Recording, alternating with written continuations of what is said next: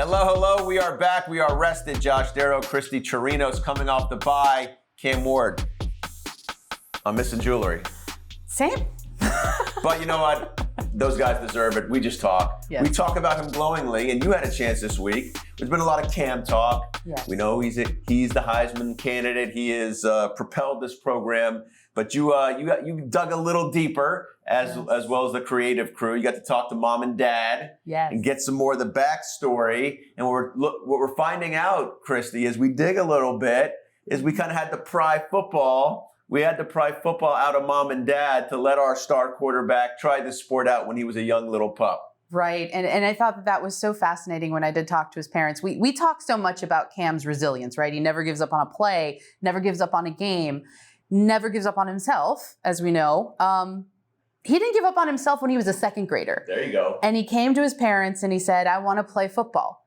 And mom and dad were like, are you sure about this? We're a basketball family. Mom coaches AAU travel ball, coaches high school ball. We're a basketball family. And why don't you come back to us in a year, Cam? Come back in a year. We'll talk about it in a year. And talking to Mr. Ward, Calvin Ward, he shared that a year later, Cam walked up to him, had a permission slip in his hand and said, I want to play football.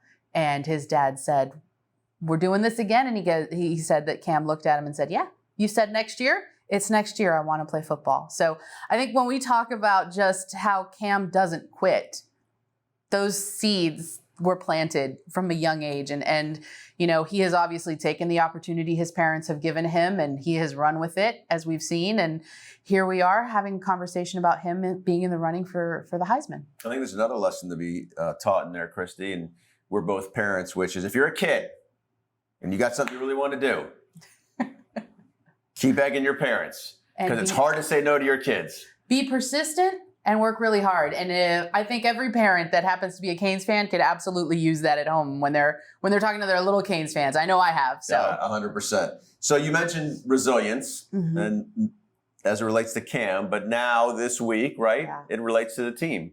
And there's a 1-0 mentality like there is every week. But now this team has had 2 weeks to sit on.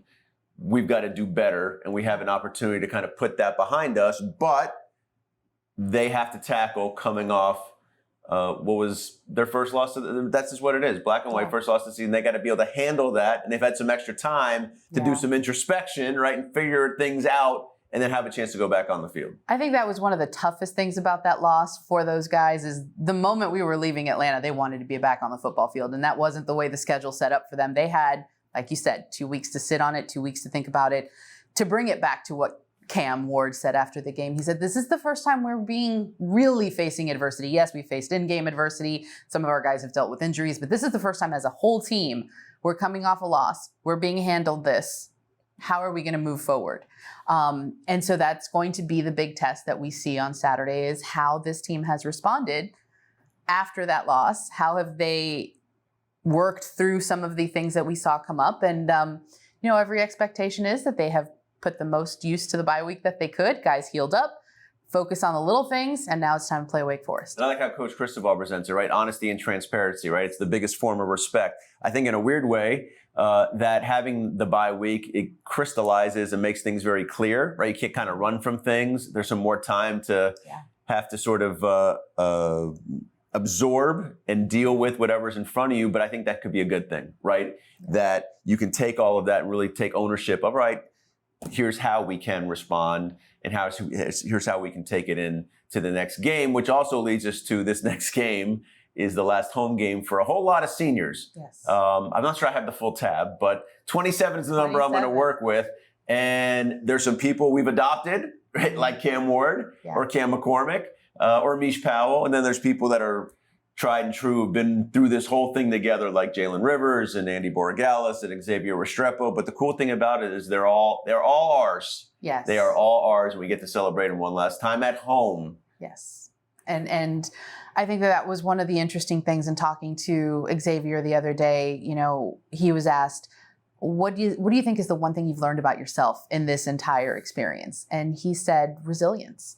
Here's a young man, he, Jalen, and Andy, the three who have been here since 2020, they've gone through a pandemic.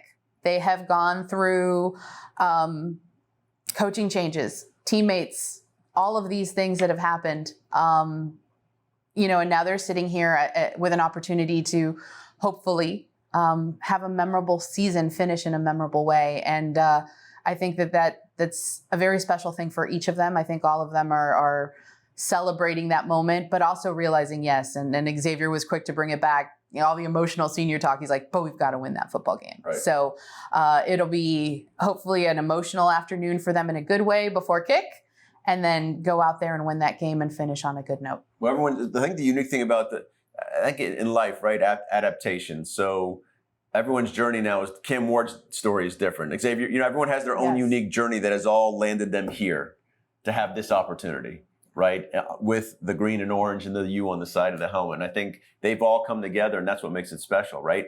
I remember Xavier told me, when him and Cam came together, like, this is it.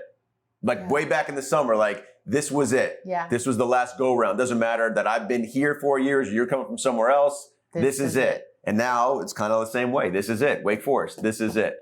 Yeah. This is this moment to get things back going in the right direction. Yeah. And again, that approach, they're going to need those seniors. They're going to need that maturity to make sure the younger guys on the team understand all we can do right now at this point is go 1-0, beat Wake Forest, and then we'll focus on what's next when it comes next. All right, Christy, thank you very much. Time for one last thing. I was driving with my son this morning, and he asked me, when did you think, Dad, when did you think this thing would start to turn? And what the great thing is, it's turning right before our eyes. I know losing stinks. Nobody likes that. But think about it for a second. The Miami Hurricanes in year 3 under Coach Cristobal are 9-1. When the polls come out, we want to know, where does Miami rank? On Tuesday nights, everyone's glued to the TV or their phone, social media. Where does Miami rank in the CFP? We have a Heisman Trophy candidate that is still making a strong case to be the guy that holds up the trophy. There's a Biletnikoff semifinalist, a Groza semifinalist. There's a lot of really good things that have happened this year for University of Miami football. And the good news is it's just getting started. There's no more talk about change, no more talk about what if. No, there is stability throughout not only this athletic department, but this university relative to University of Miami football. So I say sit back and enjoy it. The Miami Hurricanes are 9-1. Yes, 1-0 is right in front of them, but so is everything else, which involves championships and playoffs in year 3. So as a Hurricane fan, I say, wrap your arms around this. Enjoy what you've been given, because quite honestly, it has not been this way around here in quite a while. And you can put the finishing exclamation point on it by showing up Saturday for Senior Day as Miami looks to go 1-0 and 10-1 by taking on Wake Forest. Pack the rock. Show the kids that you got their back. Show up, show out, and let them know. 12 o'clock, Hard Rock Stadium. On ESPN as well, or listen to us on 560 QAM.